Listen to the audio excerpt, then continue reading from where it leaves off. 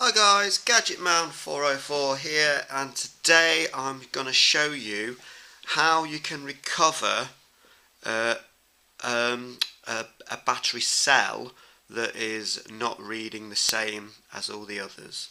Now when you're on a 3S pack, obviously each cell needs to be around about 4.20. You can be a little bit under by like 1 or 0.1, so you could be 4.19, or you could even go over to 4.21, because then if you have another one at 4.18 and one at 4.19, then gradually they're going to make up 12.60. That's the magic number, 12.60 on a 3S. And I can't take the credit for this video because I learnt this method from these people, so I'm going to give a shout out to Sergio Pereira. I'm sorry if I'm not pronouncing that name correctly.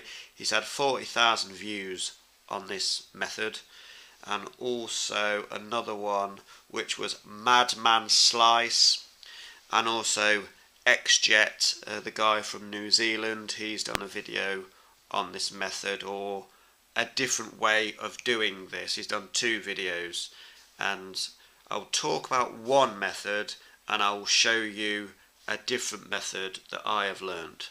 Now when you have a dodgy battery, you need a battery like a voltage checker, and this one's a real good one, and they're 12.62, so I press mode.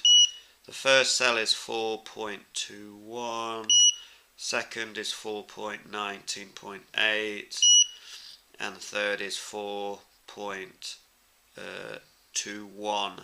So, they're within range. Yeah, they're within range. So, there's nothing to do with this battery. But this is my dodgy battery, and this battery costs £25, and it's been fine. And in the last few flights I've had, basically 2.5 minutes into the flight, my quadcopter, because it's GPS, it flies home, because the cell was hanging around 4.16, 4.14. So then when I'm flying it, it's going below 4 volts, and then the battery sending a message to my drone to say low voltage, and the failsafe on my particular quadcopter is do a return to home. So 2.5 minutes into the flight, it just does return to home, which is a pain in the butt. But this method should help you recover your batteries. So there's 3 methods.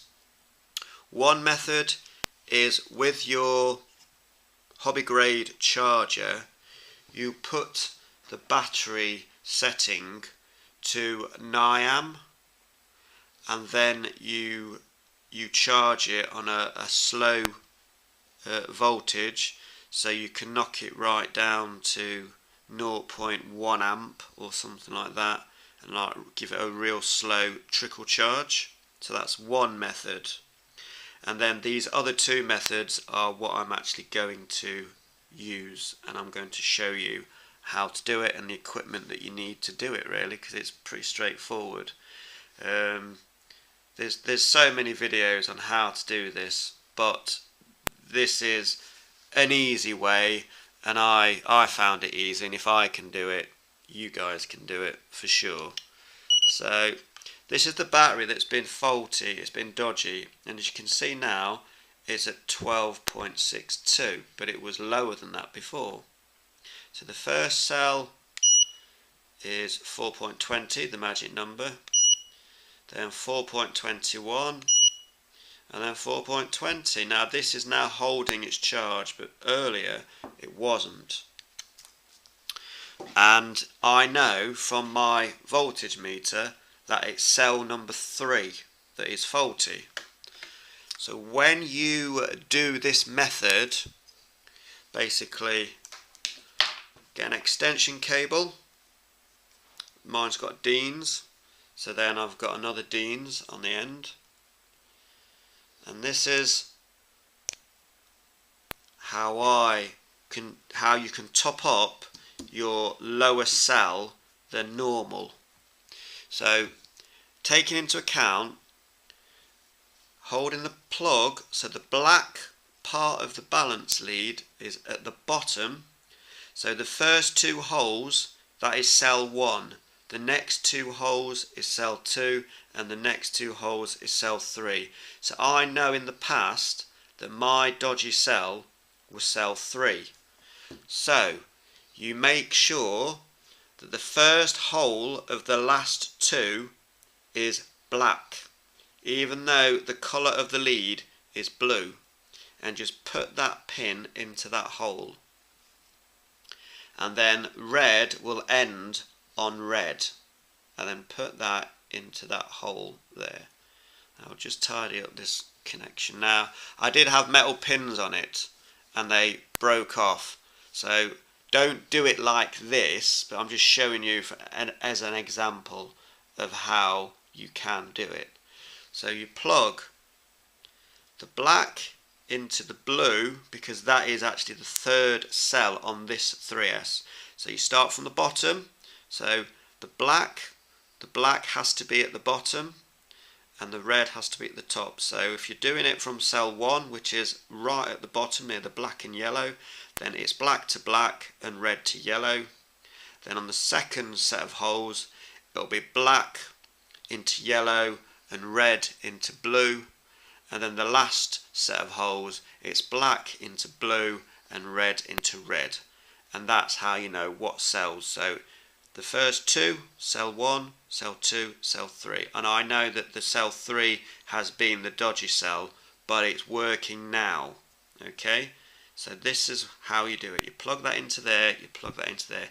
Don't do it the other way around, like having this charger live when you plug it in. Because if you press the black against the red, you're going to go bang. So do this with your charger turned off.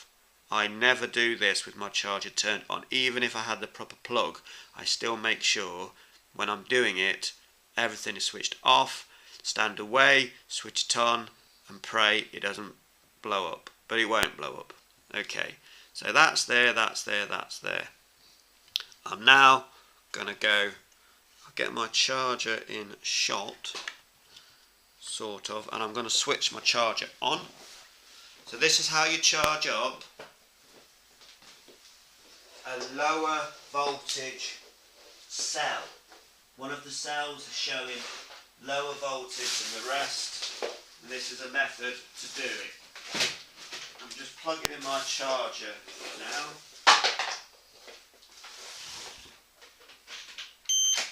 and it will beep as it does, so I can show you the charger and all the settings and everything else. So you put it on LiPo. Now I'm going to move my camera. I'm going to try and come this way. So on LiPo, okay, you charge it single cell at 0.1 amp. You can go to 0.2, but I want it nice and slow, so you go to 0.1 amp, and then you change this to a 1S. So, no, shut up. So, just hold, right, and then charge it, change it down. So that is reading 3.7 1S at 0.1 amps, and it's set to LiPo charge. Press and hold, it'll beep, and it will start charging. Okay, and now you can see that the voltage there, the milliamps, is at the bottom right hand corner, and what amperage you've got in, 0.1 amps, and there's a timer ticking away. So, and then you will leave that until it gets to 4.20, and then you can change the settings on this charger, or go through some settings on this charger while it's charging, which is quite cool. Which one is it? There. So the end voltage on a 1S, it knows it needs to be at 4.2 volts. So when it hits 4.2 volts, it will alarm like most chargers. When they charge up the battery, they will alarm, so then you know that it's done. Never ever leave your battery charger while you're doing any of these methods. You need to stay with this, check that the battery charger isn't getting hot, check that the battery isn't getting hot, it's not puffing, check there's no smoke coming from anywhere, because LiPo batteries, as we all know, are volatile anyway, so you don't want to give a reason for it to go bang. And if you're not watching it, then you're just taking you're taking a bit of a risk that you shouldn't be taking. So this is how you can recover or top up one of your cells that is slightly lower than the others. So this is one method. Okay, then the method 2, which I've shown you and talked about, you change the setting from LiPo to NiAm, change it down to the lowest setting, and then you just let it charge. And then it will, but that's not doing one cell, that does all the cells. And you really need to do it when the battery is really flat. You can't do it when the battery is fully charged. So you can start at around about 3.5 volts, and then you need to do that until you hit about 9-10 volts. So if you start at 3 each, so if each cell is around about 3, one might be 2.5 and the rest are 3, so that's 6, 7, 8.5. Then you top it up on the NiAm way up until about 9.5, 10 volts, so it's got over 3 volts per cell. And then you disconnect everything, change the setting back to LiPo on here, and then whatever cell it is, 1S, 2S, 3S, and then charge it normally. And then from 9.5 up to 12 volts, it should then balance out the cells. Now that doesn't always work. So, there is another method. Now, I know these cells are charged up because you've already seen they're charged up. But you'll see, hopefully, that the last cell that I'm charging now will have increased a little bit, but it will drop a little bit as well. Now I'm doing it this way. I unplug the charger like that. Okay, so if I was to touch these two together now, it's dead because there's no power. So I can just pull that out, and if I was to touch them together, nothing's going to happen because it's not plugged in. So that's how I do it, but everyone's got their own way. And now I'm just going to put my camera back on my table. So just bear with me while I just get it all back to how it should be, because I've got a really tiny little tripod. And now we'll check. Now it's 6.62 before. It's probably going to be the same actually. No, there you go. So it's gone up slightly. 12.64. So cell 1 is 4.2. That's not changed because that was not charged. So 4.2.9. Yeah, 4.2.1, and then this one, and then cell 3 is 4.2, 1.7. It was only on charge for literally 2 minutes or something like that. But you need to watch this video to the end. You can't, well, you can fast forward or whatever, but follow those steps. Each step I've shown you, you need to follow those steps. And I've already given a shout out to the people in question, but there's thousands of videos. They're just 3 that I studied and studied and studied, and then I made this battery lead, and then I did it, and it has saved my battery. I honestly thought I was going to have to throw this battery away. But even though it's slightly over the 1260, only by 0.2, it will drop that 0.2 over the next few days. So I can't see it damaging the cells that much, but you want to try and get as near to 12.60 as possible. So if you get it dead on, perfect. If you get it a little bit higher and you're not going to use it straight away, the battery will naturally discharge in time, and then you'll gradually lose that little bit of extra power that you've got in there, and they roughly will measure up to 12.60. So that's another method of doing it. Now there's also another method which Madman Slice showed me, and that is basically you connect it up properly via your balance lead, etc., to the charger, and you put it to discharge. You change the setting on the charger to discharge, and you can go down to 3.5 volts per cell. Whatever battery you've got, it will make them all around about 3.5 volts. Okay, so another method again is you discharge the battery right down. Okay, so you knock it right down, and then with the same method as there, through the balance lead, or no, sorry, no, take that. So you discharge it down using the normal, your normal, I've got an XT60 or whatever, and the banana does fit into the XT60. So you connect that up, you connect up the balance lead, and you discharge the battery right down to at least 3.5 volts per cell, and it can take a while to do that.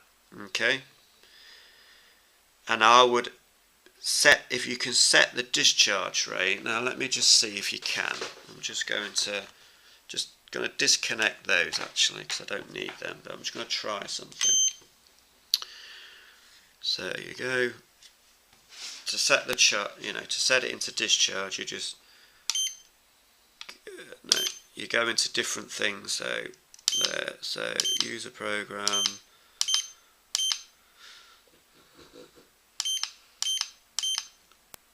So we go LiPo.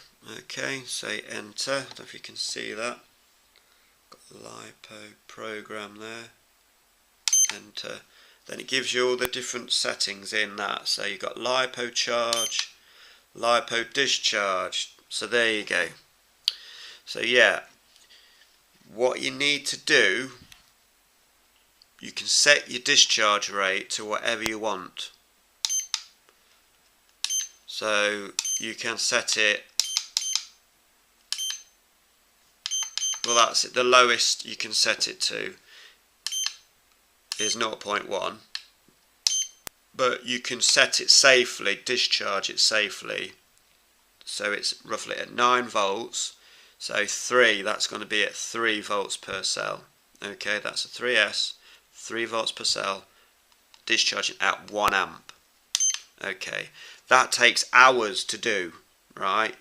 The whole process of this, but you'll save your battery, it takes about 9 to 10 hours. So you have to do it early hours of the morning, get it all done, get it all discharged, and then after that you need to then, so when you've discharged it, so then you go to back into LiPo, so you go to discharge, so you go to LiPo battery, and then you go to, now normally you'd say LiPo balance, but on this charger the LiPo balance thing doesn't work, it always errors, so I have to just do LiPo charge, even though I'm using the balance thing. It doesn't really make any difference, it still charges up the battery.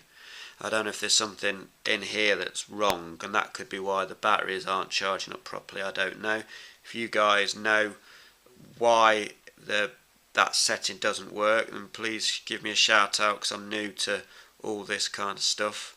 But anyway, that is how it is. So you go to, as I say, so you discharge it, and then you go to LiPo charge, and you want to choose the lowest setting.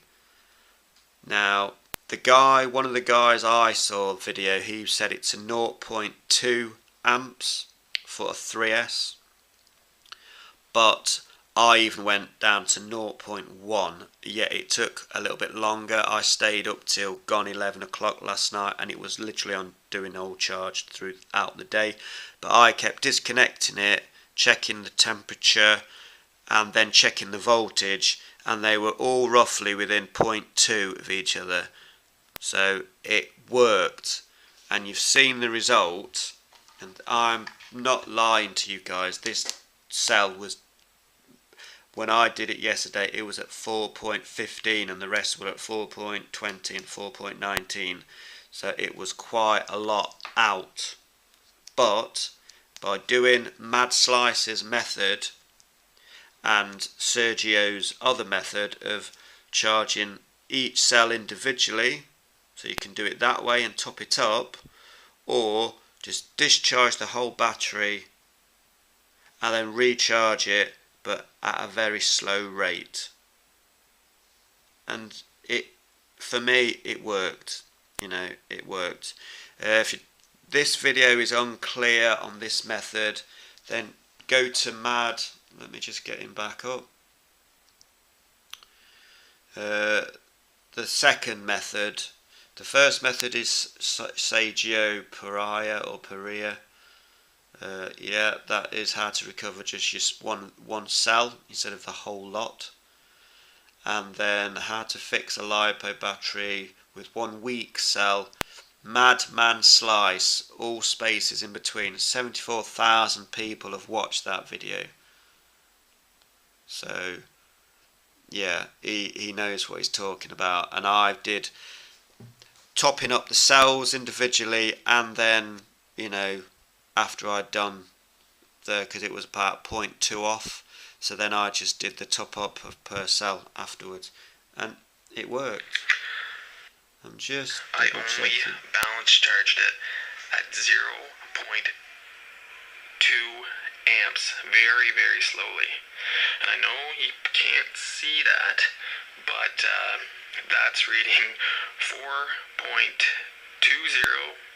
4.19, and 4.19. I'm almost done here, but this has taken me 9.5 hours to charge this, balance charge it at this rate. But it seems to have fixed it. So discharge it and then balance charge it again at 0.2 milliamps, and I'm pretty sure this has saved my battery. I was going to toss it, and I would highly recommend one of these guys. So there you go. And then if you want to be even extra safe, make sure that your charger is on a concrete floor, and you've got a bucket of sand or some sand to hand in case you get magic smoke, or put your battery in a LiPo bag, which I do not have, but I was with this battery all day. I did not leave the battery, and if I did leave the room, I disconnected the battery and then start it all up again when I come back. So maybe if I'd have left it on charge continuously, it wouldn't have taken so long, but at least I knew it was safe. Now this is a long video, but this is, you know,